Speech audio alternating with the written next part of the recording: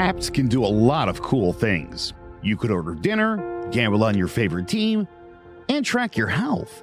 You could even get a mortgage. One click and you can be approved. I'm not sure by who or what country they're in. You deserve more from the mortgage industry. At AnyMac Home Mortgage, we believe in the need for live human interaction during a very complex process. The kind of service and guidance which an app simply can't provide. Our customers are more than credit scores and income documents. They're individuals and families who live in and strengthen our communities.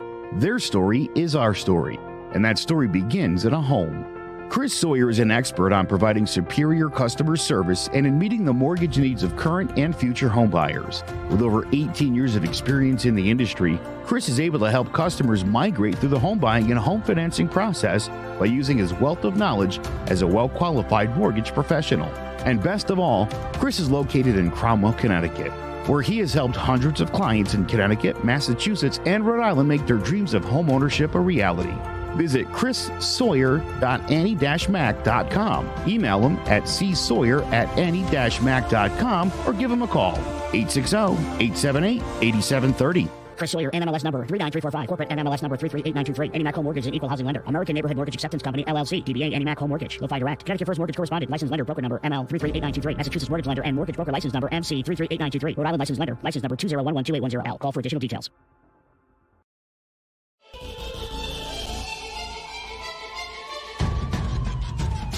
Throwing jabs, always full send. Here we go again. Jared, Joe, and Jay's Clover Crest, top three corner man, punching in with a puncher's chance. We find a way to win. The main event, lock it in every Saturday at 10. The overhand is out of hand when it comes to fisticuffs. Slide a hand on the undercard, you'll never see the punch. Uppercut, got you missing weight, feet are stepping late. Keep your guard up, feeling faint from a feint. Take a standing eight, then retaliate. Put up your duke, stick and move, bob and weave. Don't lose hope against the ropes, there's always an escape. Never stay down. One more round, bells ringing, counter punch with your chin tucked and go down swinging. We bringing crosses with no worship, hooks with no verses, combinations with no locks. When you feel the flurry, it's curtains. From scrub scraps to fight stats, relax if you want the facts, cause the best combat podcast is throwing jabs.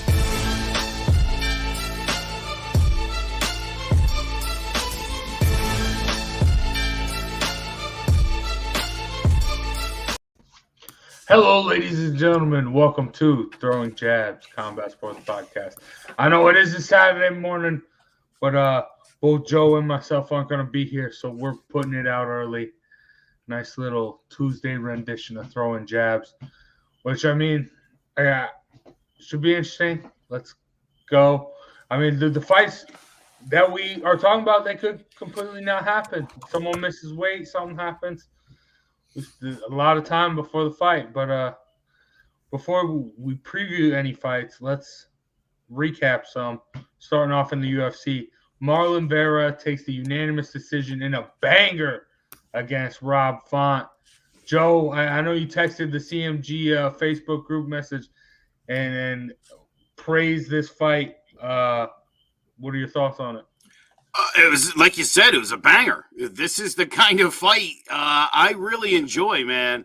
I thought both of these guys might try to take it to the ground, and they didn't. They just stood there and they duked it out. It's funny. I like Rob Font a lot. I think he's a really good fighter, and I picked Vera on this show only because you know what it was, Jared? I had a weird, sneaky feeling that Vera was gonna pull a submission move. I did not expect the fight that we saw. I loved it so much.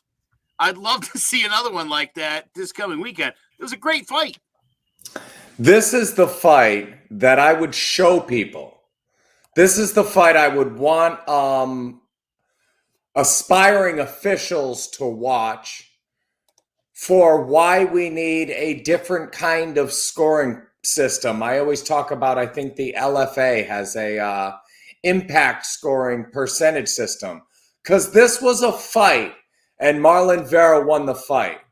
And Font's strategy of, picking and poking and winning like 4.5 minutes every round and then getting his ass kicked and almost stopped in the last 10 or 15 seconds, that's just a horrible strategy. But if the problem I had at the end of this fight is 49-46, either way or anything in between wasn't going to bother me. And that might sound crazy, a 49-46 Font card. But if you take out that last 15 seconds, those rounds are a no-brainer to call. Font is dominating the exchanges. It's a fight, and impact-wise, he won the fight. But when you look at scoring round by round and dominating 85-90% of the round, only to almost be stopped, you think it's going to be stopped. And I don't know. That's the problem I had with it. So this is the problem I have with scoring, is when you go one round at a time and you're 10-9ing your way through it, and you can get to the end and look at those two guys' faces. Throw a picture up if you want. Look at the two of their faces at the end of the fight. One of them looks like, hey, you guys, and the other one looks like he just got out of the sauna. And you could have a 49-46 Font card, and I wouldn't be extremely upset about it. And this fight, wonderful fight, fun to watch, great for aspiring officiating type people and the people that are on the boards now to watch and understand why we need a new type of scoring system. Because Rob Font got his ass kicked, and 4-1 was not a card that would have offended me. Yeah, I don't disagree with that at all. Yeah, that's pretty accurate, dude. Again, and here's the other thing I had said about Rob Font. Rob Font's been close a few times, and every time Rob Font gets near a title, Rob Font loses. Yeah, I'm a little concerned about that. I really am. Can I make a quick comparison? Sorry to interrupt. Tisha Torres. This is the Tisha Torres of the male division. Phenomenal hands in every fight. Looks like he's winning. Just plain doesn't hit hard enough because he can land whatever he wants. A lot of times it looks like Conor McGregor, Nate Diaz, where you're putting the punch with the impact and the power and pinpoint accuracy, and the guy's going, yeah, and that's what it looks like when Rob Font. I don't know if he needs some Wheaties or some spinach or what it is, but you're landing good punches that look like they should be effective. And opponent after opponent after opponent at the upper echelon, they're just not effective enough, a la Tisha Torres. It's funny. I watched yesterday, just randomly, I stumbled across Max Holloway and Brian Ortega. And, one of the things about that fight that surprised me in rewatching it was, dude, Ortega tagged Holloway a few times. Did no damage. Every time he tagged him and Joe Rogan, oh, that's crazy. Nothing happened to Holloway. And then Holloway would come back with a 3-4-5 punch combo. And as I thought about it, I thought to myself, and I know Jace loves Ortega, but I thought to myself, I think that's a classic case of a guy, Jared, who doesn't hit hard enough. That his best punch doesn't like make your jaw vibrate, doesn't make you feel that punch down your back. And I think, again, you sort of see the guys who, I think it was last weekend, my brother pointed out, everybody that won by decision got, not this past weekend before, everybody got outlanded. The person that landed the least amount of punches won all the decisions the previous weekend. Great observation. Again, right? Sometimes it's not the volume, it's the effectiveness, right? Well, I'll tell you, you can hit me 50 times. If I make your knees buckle 3, we're going to walk away thinking that was Joe's round. Oh, and here's a guy, I'll give you one more example. Here's a guy who's probably a 6.5 puncher, that if he was a 7.5 or 8, I could make an argument he never would have lost a fight. Paulie Malignaggi. Tough as nails, good chin, fast, great hands. Danny Garcia, Zab Judah. There are a lot of guys that have had the speed. Asalito Freitas. For anybody who goes back that far, that were really, really nifty, but didn't have enough pop to make it work. And Rob Font is without a doubt in that category for me. We're about to hit the next fight, and I'll just throw the name out now because I'm going to bring him up anyway. But Devin Haney's another one of those guys. I mean, he'll jab you to death. I don't think his punches are really all that effective. He cannot take what he's giving. Correct. Yeah, 100%. Yeah, I'm with you, and we'll move into that realm in a second anyway. Oh, hey, and I'll give you one more example. Jared Jones.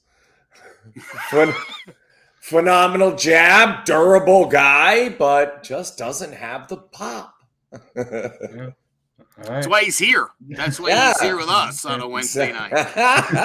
Tuesday night, rather. Exactly. All right. Enough beating around the bush. You brought up a little bit, Joe.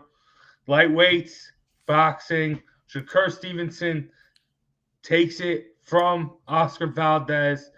I'm going to start with you here, Jared. Has Shakur Stevenson finally won your respect or not? No. Valdez hit him with a straight right hand whenever he wanted to. This guy, I picked Valdez and he got beat up. All right, 118, 110. That was my card. It was that bad. It was an onslaught. But you look at how much smaller he was. And here's the problem I have with Stevenson. Give me a good volume puncher. A good pressure, straightforward volume puncher. People are talking about Loma will tear this guy up. Let's not talk about that. That's a really bad idea. Guys like Kambosos would smash this guy. Rachmanov is a volume puncher that would come straight forward and give Stevenson all kinds of problems. The other issue is he can be outboxed. There's boxers out there that I think are gonna that could get the best of him with how susceptible he looked to that straight right hand. This guy is a little bit overhyped. I'm not sold on Stevenson. I saw him not adjust to something that was working. And if you do that with Loma, that's Vince Lombardi. Run it again, run it again, run it again. 6 yards in a cloud of dust. Let's go. And he will just get ironed out by most of those great fighters on that list. Most of those guys, unless it's another one of the Devin Haney's of the world that is in the same boat.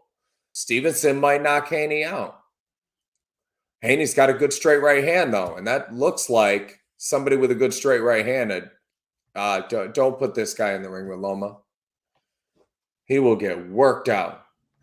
I hope they do. Honestly, I hope they do that. They're at the height right now. I really, really hope they do. But if I'm Stevenson's management, I better know better than that. Loma will work this guy out. You saw what Valdez did. Like, am I wrong? Am I bugging out? Did this guy draw the blueprint to say that this guy can be both outboxed and outworked by the right guy? Was I watching a different fight than you guys?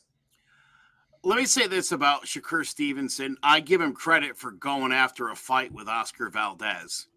Because in the division where nobody wants to fight anybody else, I give him credit for doing it. But I'm 100% with you, Jared. Tony just chimed in with it too. No head movement. I think of Canelo. I think Loma. I think Bud Crawford, Josh Taylor, any one of those guys.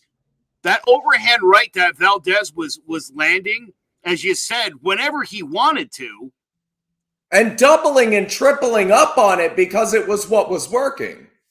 Yeah, Lopez, Haney, Tank. I think any one of those guys will take Stevenson out. He's definitely overhyped. And again, to me, he's like Devin Haney. I like some of the technical skill. I think the jab is great, but he is not.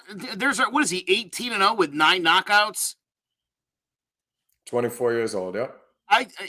Look, I think when you're talking about the guys I just mentioned, him being in the ring with those guys, it's going to be tough to just nitpick them, to jab them to death. Those guys are killers.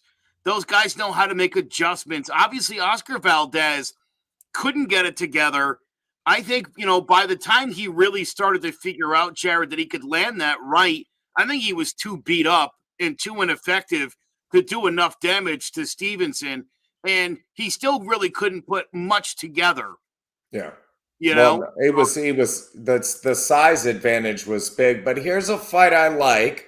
Who wins? Ryan Garcia, Shakur Stevenson. I would take Garcia probably in that fight. Are you going to defend Stevenson at all here, Jace? Because he's not getting a lot of love. He wants to. He's thinking about it, and he's like, "No, I shouldn't." But I'm going to do it anyway. Here it is. No, I mean, these past two. I mean, granted, not necessarily the best. He hasn't. I mean, the Herrick fight was big. That was the big one. This wasn't the same. I mean, he took care of business. He handled it. But I think you're right. He doesn't belong in that. He's not in the same level as a Loma, a Haney. I think best maybe on that Tank. Yeah, that Ryan Garcia level in this division. That's like this is in the UFC. We saw like with Adesanya and Costa, right? You have these young guys, and they kind of like keep them away from each other until like something meaningful can come of it. I think with this division right now, the young lions, you can't do that. I think you just need to start cutting them off, having them see who's the better of them, and have the winner come out on top and really represent with the Ryan Garcias, the Tank Davises, the Shakur Stevensons of this division. Figure it out and have an actual representative to see who is the best of the young guys there.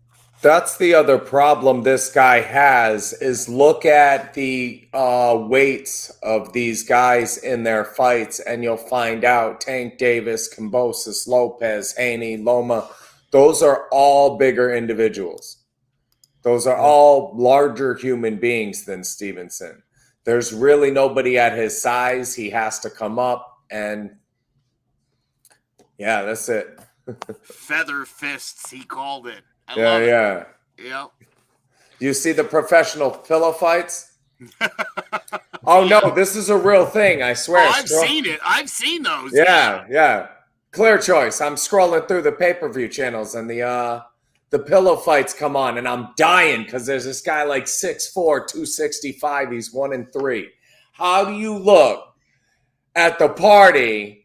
Well, so what have you been doing in your free time? I'm 1-3 as a pillow fighter, and you're 6'4", 265 with 3 pillow fighting losses. I don't know. I'm just saying. I'm just saying. Well, Shakur Stevenson just cracked the top 10 rankings for pillow fighters, so good news for him.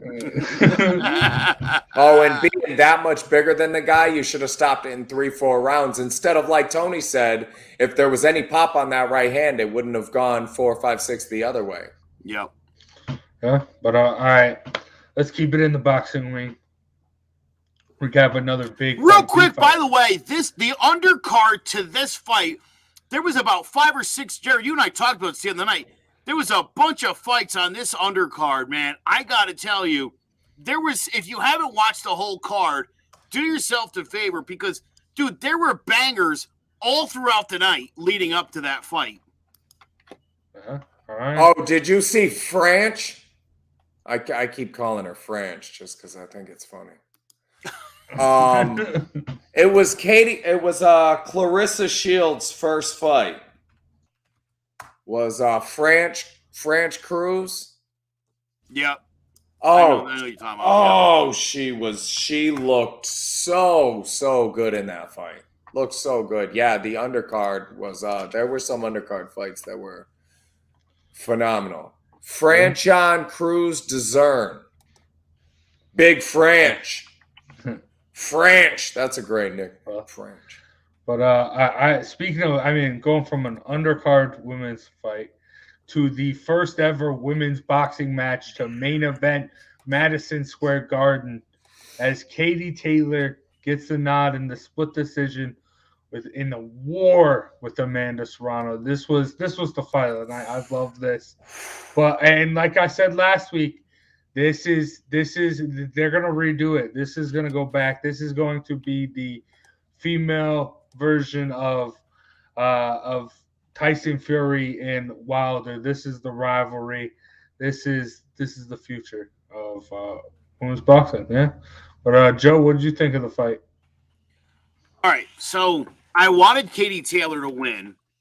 I was afraid Serrano was going to win a close decision because I just, I don't know. That's just kind of what I felt like was going to happen. Not that I wanted it to. This was obviously a banger. I just, what an excellent fight. It's, again, we talk about this all the time when you're talking about the 1 and 2 in a division and then everybody else. And this is that, like, personified. This is literally I think, the two best female fighters. And I think this fight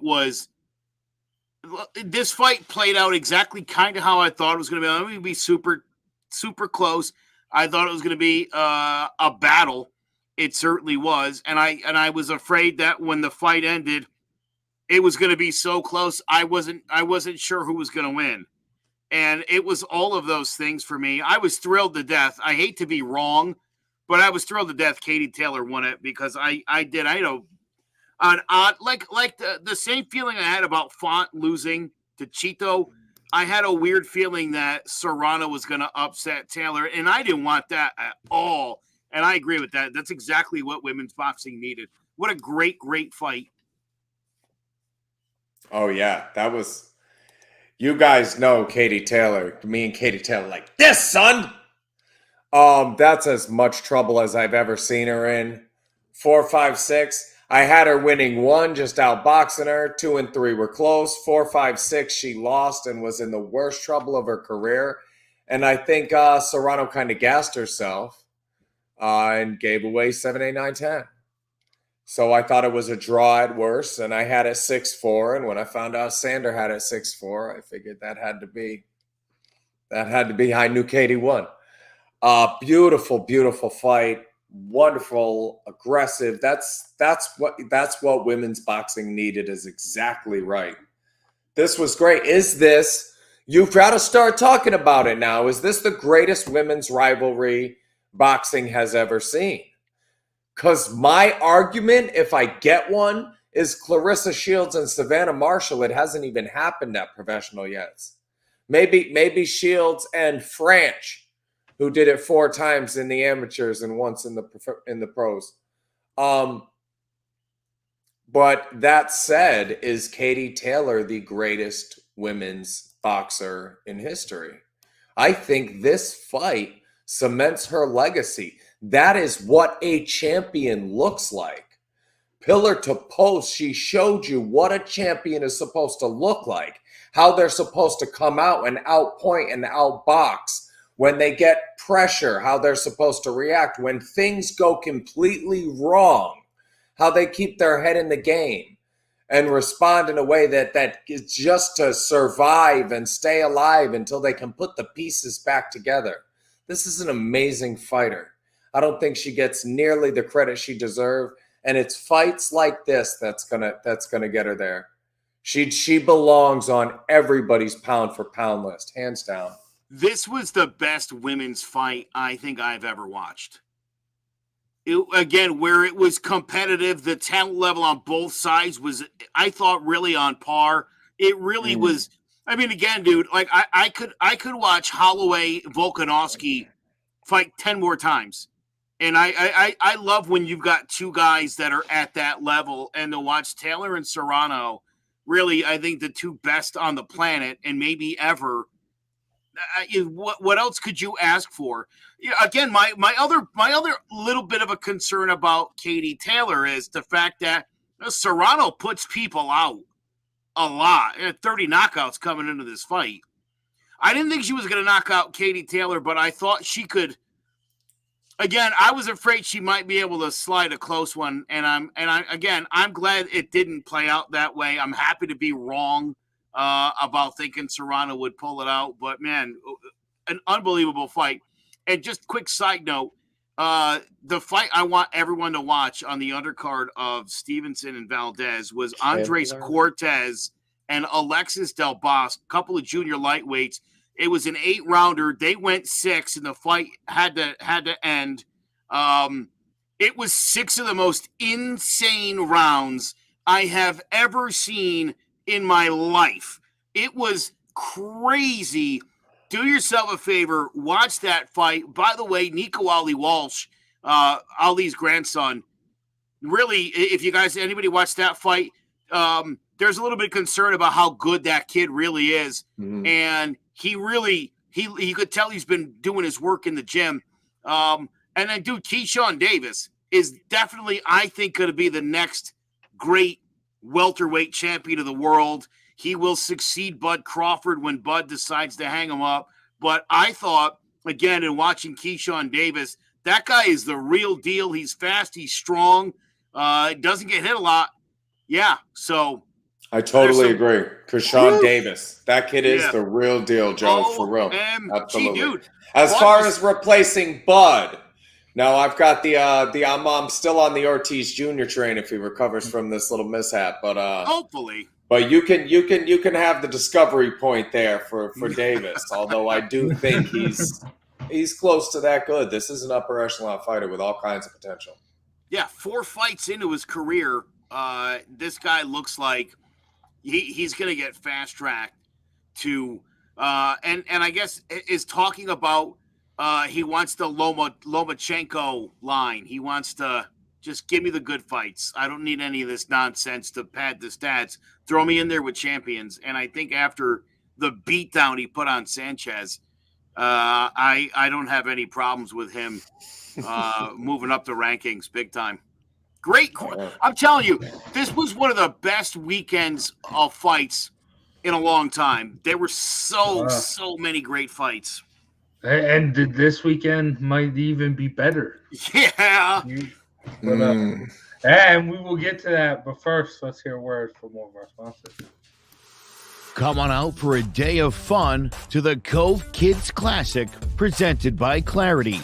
Friday, May 6, 2022 at Lyman Orchards Golf Club to benefit the Cove Center for Grieving Children. Partnership opportunities are available. All proceeds from the Cove Kids Classic support the Cove's free programs. Please consider partnering with us to continue to support grieving children and teens in 2022 and beyond. For more information or questions, call Allison Gamber at 203-634-0500 or email allison@covect.org. The Cove Kids Classic takes place Friday, May 6th at Lyman Orchards Golf Club. Registration begins at 8 a.m. Shotguns start at 9 a.m. on the player course.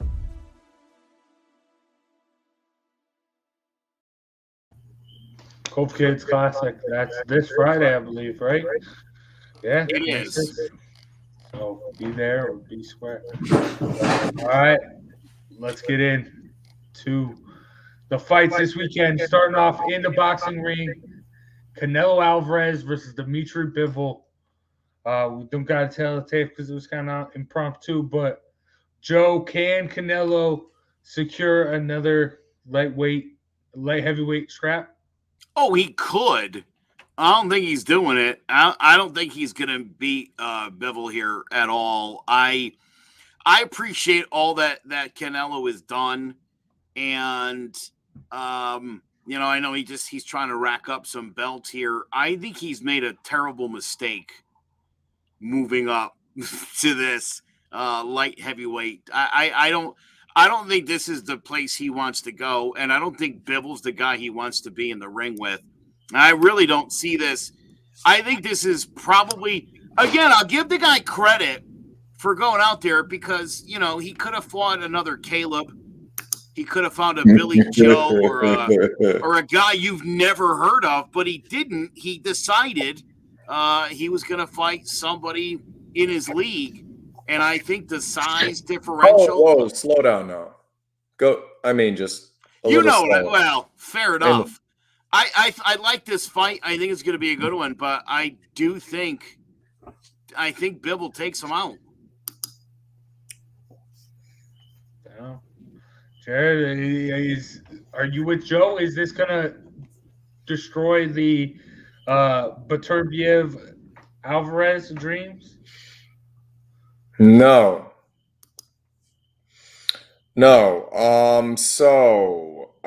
Best win for Bivol, let's say Joe Smith Jr.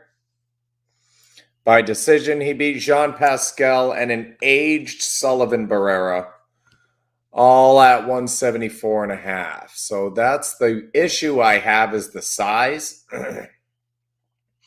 Box Rec ranking 199.9, so just under 200. And we've done that before. That's the ELO system applied to all the fighters, who they fought and who they fought and who they fought. And, same way they taught you how you get AIDS, that's how they've calculated these boxers.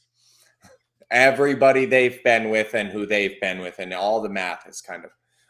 And so we've got just under 200 for our guy Bivol, and 1973. Now that's not 197.3, like just a little bit less than Bivol. That's like 10 times Bivol, 1,973. Caleb Plant, Billy Joe Saunders, I don't need to do this. Gennady Golovkin, you guys know what's going on here. Liam Smith.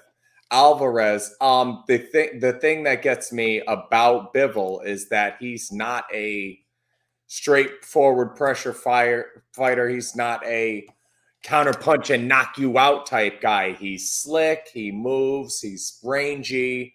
He's the exact type of guy Canelo Alvarez walks down and destroys. And he's got one of my favorite quotes, boxing quotes of all time, is Canelo Alvarez. They were talking about the ring being bigger for he just fought a faster guy Billy Joe Saunders. They were talking about they got the ring to be bigger, more room to dance around. And he says, it doesn't matter how big a room is, the corner's always the same size. It's 90 degrees in the corner, no matter how big a space we're in. And that's where Bivol will end up, is in the corner, folding like a lawn chair. This is Canelo all day. He's too strong. Dude, we need to see Canelo Beterbiev. Who's going to move backwards and box? Yeah, I don't know either. That's the fight. That's the fight I want to see. And then those 7 pounds make a difference, because you've got a straightforward pressure fighter. And Beterbiev puts it on Alvarez, like I said in Throwing Jabs episode 1. Yeah, all right. I'm with you, Jared. I got Canelo. The only thing, like you said, the only thing that really gets me is the size Bivol has. But I think Canelo's gonna be able to get it done. I talked about young, hungry lions like killing each other off before they get to in the lightweight division. But here, this is Canelo being the hyena, right, or the vulture, just waiting and picking guys. I mean, you saw what he did with Kovalev when Kovalev was so much older.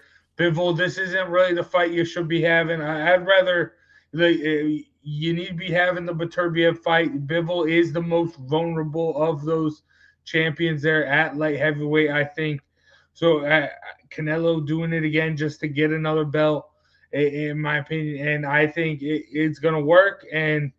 But there are better fights for Canelo to have, and this is the Mayweather type of like picking the right time and for your opponents and picking and choosing. And I don't like it. I love Canelo, but it sucks. I mean, it's a good way to experiment with the size before you fight Beterbiev. Yeah, very true. I mean, if I'm managing him, I want this fight first. Yeah, and I know they talked about him going up to cruiserweight too. I'm glad that there seems to be some sort of path for Canelo, but Beterbiev seems to be on this path now. So if he can get past Bivol, I think it should be fun. It'd be great. Can't have a Cinco de Mayo weekend without a Canelo Alvarez fight. You know? Like, yeah, it's over for Cotto. Get your cervezas and enjoy some boxing. Get your Corona. I think Bivol's going to knock him out mid-round. And I'll tell you what I think it's going to be. I don't think you're even going to see it coming. I think everything leading up to that moment, it'll seem like it's all going like according to plan. And I know this is a guy that's had 6 straight decisions. That's a crazy thing to say. That's my prediction. Yeah, where does this power come from? You'll see. 101 amateur fights. You know how many people he stopped? He's not a big knockout guy. Yeah. 3. Yeah. Interesting. So just had a vision. I have. There's just. It's weird. I just have a weird feeling. Vosdick stopped him in the amateurs. Interesting. But all right, it should be a fun one. But now, I think the real big card, UFC 274, two titles. Let's start off with the co-main event. Rose Namajunas looking to avenge her loss in the Ultimate Fighter Championship to Carla Esparza. Joe, does Rose get a revenge? You know, it's funny. Jared and I were talking about this the other day. We don't like Carla Esparza. And Jared, I think I figured out why. She doesn't look like a fighter. She looks like your wife's annoying friend that knows about MMA. And it's like you're like, shut up. You know what I mean? That would be offensive to Karen Esparza. Carla. Oh, good Lord. Yeah, dude, I think right now, the way Rose Namajunas is fighting, I don't know, man. She's just like, she's been fighting on another level of late. And I don't know. I feel like this is definitely one that she's going to be able to handle and I think handle quite easily. You know, she really is top of her game right now. Oh, yeah. Yeah, definitely. Carla's that girl you go out with on the first date that finds a piece of glass in her food and gets the meal comped. And then after you leave, you find out she brought the glass with her from home. Carla Esparza is the plain donuts in the variety pack of Edmonds. The plain Carla Esparza, when you get the oatmeals, you know how you have like the apple and the cinnamon, and then there's that like original plain bland flavor that nobody eats. It's always like the last 4 packets in the box that you throw away at the end. Carla Esparza. This is, you know, Carla Esparza, you know when you used to take a piss when you were a little kid and they'd flash around in the toilet? Sometimes they have those little blue hockey pucks and it was fun to look at. It's like comparing that to a fireworks show when you're talking about Rose Namajunas versus Carla Esparza. This is exciting versus bland. This is a girl that I've cried with versus somebody I've teared up of boredom watching. So I'm so emotionally invested. Please, Rose, please whoop Carla Esparza's. Please just beat her. Please, you have to win this fight. Karen Esparza, in her first 10 wins, had 5 submissions. The 5th of those being her 10th win, which was the first fight with Rose. She then lost 4 out of 7 fights. She hasn't submitted anybody since, and she's only finished 1 fight since. That was her last fight against a Chinese fighter that no one's ever heard of. So, again, if you're looking at the body of work since the first fight, to me, this is like Poirier-McGregor, too. It's like Poirier's been fighting the best fighters in the world. He had a belt at one point, and you haven't done anything since that last fight. You haven't beaten anybody of note. Esparza comes in on a 5-fight winning streak. Michelle Waterson may be the biggest name on that list. It's not impressive.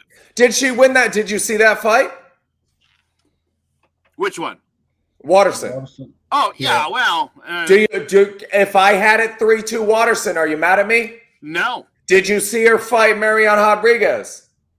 I have Rodriguez winning that fight. Alexa Grasso. I'm not mad if you gave her that fight. Isn't there a Tisha Torres down here that I thought beat her? Like, if this girl's, 500 right now, I think that's probably more accurate than what her record actually says. Yeah, The Carla Esparza, she'll ever. I mean, she'll go down as first ever strawweight champion, which I mean that's The something to UFC, hang your yeah. hat on. The Ultimate But I mean Fighter. that's a young Rose that you beat. Completely different Rose you're going up against on Saturday. But and then I mean you have the first real actually world beater, the actual real at the top of their game. The first time you actually meet them when you have the championship in Joanna, it's just devastating. She's even though it is controversial, she has brought her way back into title contention. But like I said last week, after Jessica Andrade won, Rose, I see here her going on a revenge tour, taking care of the Carla Esparza, then taking care of the Andrade, maybe even making that a trilogy when she wins. Like I just see her getting back to where she is. Needs to be at the top of the women's pound for pound, top pound for pound, because I think that's where Rose belongs. And Carla Esparza, while she's great, she's made a career off of that one championship. She stayed along. She's been a constant. She's been a gatekeeper here in the women's strawweight division, but that's all she is. First champion, but still a gatekeeper in this division, and that's Rose is at the top of her game. It's pretty simple, I think. But who knows? That'd be insane if Carla Esparza won, shocked the world, and was the new strawweight championship. Can you imagine? That'd be wild. Anything can happen to some MMA. It's got to be Rose. Just has to be Rose. Yeah, 100%. But I think let's go. Otherwise, I want to speak to the management. Me and Carla. I'm going to go talk to the manager. All right. All right, let's go with the fight that I think is not as easy to pick in the main event. Charles Oliveira, Justin Gaethje, lightweight championship. Joe, who you got? Boy, you guys know, man, when was it? Like 2 years ago. I feel like we were talking, and I told you guys I didn't love Charles Oliveira. Talked about his penchant for tapping quick. The last 10 fights, boy, this guy really has turned it all around, and is so dangerous, man. He is so dangerous. I just rewatched the Poirier fight with him the other day. Who you picked? Who I picked, and I'll tell you what. Poirier was beating his ass in the first round. Poirier was popping him left, right, and sideways. It was Poirier and it on. It was the kind of fight where in the past Oliveira would have quit. Oliveira would have, and he didn't. And instead, in the third round, it was Poirier who kind of quit. I mean, he broke Dustin Poirier's spirit in that fight, and Poirier gave up the back, and it was game over. So, yeah, dude, this guy's a really dangerous weapon. I think he's really hard to beat. I love Justin Gaethje. My argument and my problem with Gaethje is, and we've talked about this, Jared, he wants to be the most entertaining fighter in the UFC. Khabib never wanted to be the most entertaining fighter. I think Charles Oliveira's gotten over the idea of, I've got to be exciting. I need to win fights.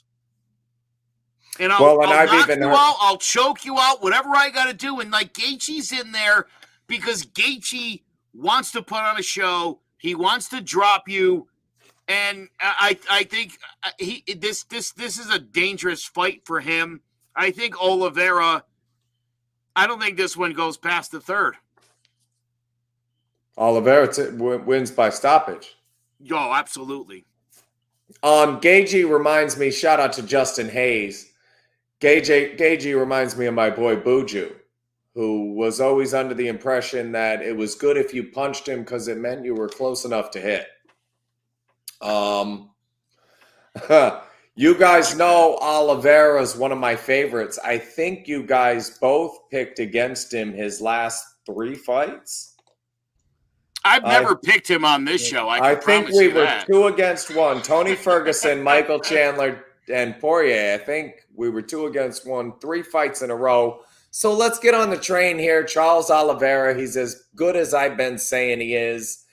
And this one's also a bit conflicting because when very beginning of my relationship with my wife, we watched the World Series of Fighting, Orlovsky Johnson. There it is, 2013, 323.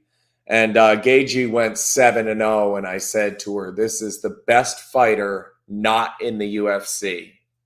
And I want to see all of his fights that I can. And he won 15 straight fights before the finale and stopped 14 of those 15 guys. Great fighter, but I've heard him say in interviews, you can't fight like that forever. I know I'm going to have less fights. I know that when you drive a car like that, you get less mileage out of it. But that's who I want to be. And I love that. I respect him about it. But it means most of the time, those guys at the top of the game, if you can't stop them, they will outpoint you because you're going to leave too many openings. What I love about Cyril Gane is what I hate about Justin Gaethje. The window's always open.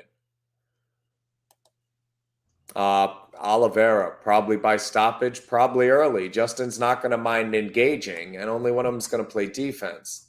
It's like all these one-on-one with Jordan conversations when most of those arguments, he's the only one that would have played defense. Yeah, I'm going Oliveira as well by stoppage. I like the third. And a sweet choo-choo! Welcome to the ride, guys.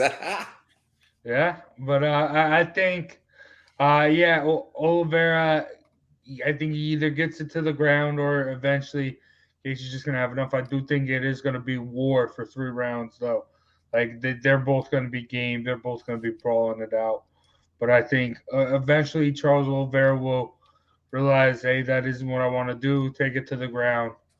Put Gaethje to sleep, I think, in the third. But, I love that comparison. I love that. Yep. Turo Gotti. The UFC's a Turo Gotti. Absolutely. Blood and guts warrior, and we love him for it. He's going to be a fan favorite. And it's going to make for exciting fights. He might stop this guy and end up the champion. And we'll get another really exciting title fight after that. So, I mean, I love both of these guys. These are two of my guys that I got my guys. We drafted a fantasy team a long time ago. These were guys I was taking that you might have scratched your head when I drafted them. But I mean, speaking of fun fights, let's talk about the fight of the night. I mean, we talked about all the championship fights, but there's some other good fights. But Joe, what other fight do you have your eye on? I'll be quite honest. On the super short notice, I have not even looked at the card. So I don't know. How's that hit you? All right.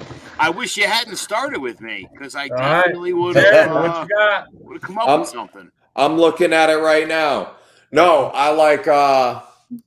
I definitely like Joe Luozon to upset Donald Cerrone. I think that's going to be a banger. It's 2 veterans that have been in the game a long time. And they don't mind going out there and having a good time. So Lozon Cerrone, I think, is definitely one worth watching. Yeah, that's great. My buddy's a big Donald Cerrone fan, and I said Joe Lozon was going to win. He got pissed off, and then he's actually from Boston. And then I mentioned, Joe Lozon, he's from Boston, grew up like fighting his brother in his backyard. So then my buddy's now all on Joe Lozon. So, dude, Chandler versus Ferguson, Rua versus St. Preux, boy, holy smokes, dude, this is a card. Oh my God. Buddy. Wow. Yeah. That Williams-Brown fight, too, stick around for. Oh, wow, dude. This is going to be a fun weekend. Good God. I didn't know all this was going down. This is fantastic. Oh, yeah. Also, how many more times is Donald Cerrone going to get beat up before they tell Cowboy to right off into the sunset. Because I'll be honest, I love that guy. He's one of my Time to all-time hang favorites. up the old cowboy hat. If I have to watch one more guy beat the bejesus out of Donald Cerrone, I don't know. I can't take much more of this. It hurts me. Yeah, it's not fun. 5-11 in his last 16. Yeah. 4-9. 4-9 in the UFC. It's time to hang him up. Yeah, it's time. Yeah. But and you lost grappling bouts to Craig Jones and Joe Selecki. That's your activity from last year. Nice. A standing knockout. Alex Morano standing knockout May 8th. So in the last year, May 8th, standing punches, standing knockout, first round, 4 minute, 40 seconds. Craig Jones grappling rear naked choke, 5 minutes first round, and Joe Selecki rear naked choke, 3 minutes round 1. Both of those were in December of last year in Combat Jiu-Jitsu World and Fury Pro Grappling 3. And now back to the UFC for Joe Lozon. Yeah, it's time. have you seen that combat grappling stuff? The combat jiu-jitsu? It's just jiu-jitsu, but you can slap the crap out of people. It's pretty interesting at that. Oh, nice. No pillows? No. But wait, real quick. I just saw a really cool article that suggested that Bivol is up to the challenge of beating Canelo Alvarez. Then I just saw another one, and the headline is Bernard Hopkins, ... Canelo Alvarez will smash Dimitri Bivol. Man, if B-Hop thinks Canelo's got it, he called it, what was the thing he called it? Mashed potatoes all over. damn. Yikes. That's a yikes, man. That sounds like I might be wrong again. Maybe. We'll see. 11. The size is that's I mean, if Bivol can get something, use that size maybe. But I'm gonna go back to the Tyson Fury argument that everybody's got a way to win, and I would like to think that the two main strategies are outbox, outpoint, or volume, overwhelm. Ah, ding, ding, ding. He did say that, didn't he? This was the guy that made a comment about a quarterback, a white quarterback having some black in him, right? Tony Romo. And Michael Irvin came back and said, see, if a white guy had said Donovan McNabb must have some white in him because of the way he's able to read coverages, that would have been a huge problem. You weren't supposed to say that. Bernard Hopkins has a habit of things falling out of his mouth that probably shouldn't have. But he's a hell of a fighter. Bivol gets stopped in this fight. So back to the Tyson Fury argument. So what do you do with Canelo Alvarez? You got to outbox him. You got to Floyd Mayweather him and really be that good, a la Katie Taylor in most of her fights. Be that good and really outporn him, or Baturbiev, and outbeat him at his game. Somebody's going to end up in a corner. Meet in the middle and see who starts backing up first. Bivol, which one of those things is he capable of? Is he Floyd-type speed going to outbox Canelo? Or is he dog like Kovalev going to be able to walk him down? And no, the answer is just no on all counts. I don't see that from Bivol. I don't see it. Good amateur career, great boxer, not on the pound-for-pound list, and not being Canelo Alvarez. Did you know Dimitri Bivol wanted to be like Jackie Chan when he grew up? Get out of here. Yeah, Jackie Chan was like his hero growing up. He wanted to be the next Jackie Chan, and he's so good at boxing that he decided to go that route. Is this all leading up to him beating Canelo Alvarez? Maybe. Allen Iverson cried when they said he couldn't play football. Said it was always his favorite sport. Never wanted to play basketball. Allen Iverson showing up with a ball and says, yeah. That's why he hated practice so much. Because we're talking about practice. Yeah. I'll play the games with practice. Practice. That's great. All right.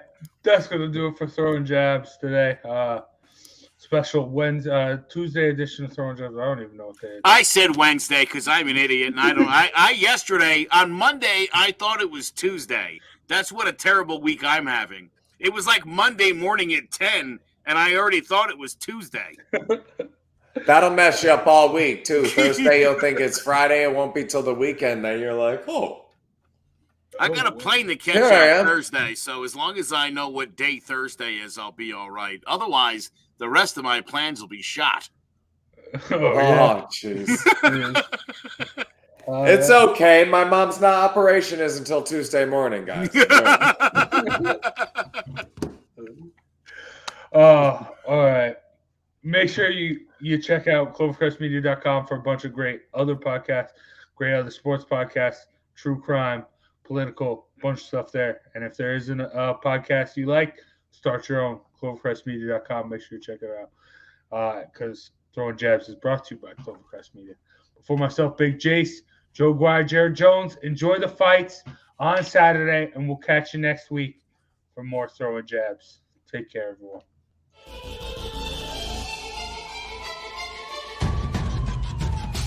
Throwing jabs, always full send. Here we go again. Jared, Joe, and Jay's Clovercrest, top three corner man. Punching in with a puncher's chance, we find a way to win. The main event, lock it in every Saturday at 10. The overhand is out of hand when it comes to fisticuffs. Slide a hand on the undercard, you'll never see the punch. Uppercut, got you missing weight, feet are stepping late. Keep your guard up, feeling faint from a feint. Take a stand and eight, then retaliate. Put up your duke, stick and move, bob and weave. Don't lose hope against the ropes, there's always an escape. Never stay down. One more round, bells ringing, counter punch with your chin tucked and go down swinging. We bringing crosses with no worship, hooks with no verses, combinations with no locks. When you feel the flurry, it's curtains. From scrub scraps to fight stats, relax if you want the facts, cause the best combat podcast is Throwing Jabs.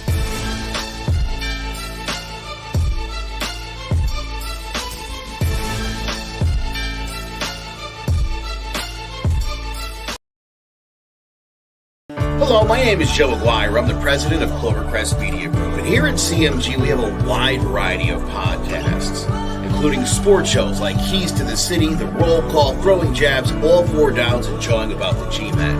And great true crime shows like Sticky Week, Crimes and Consequences, Ivy League Murders, and Bird, the unsolved murder of David Eichmann. You can find all these podcasts and so much more by visiting clovercrestmedia.com.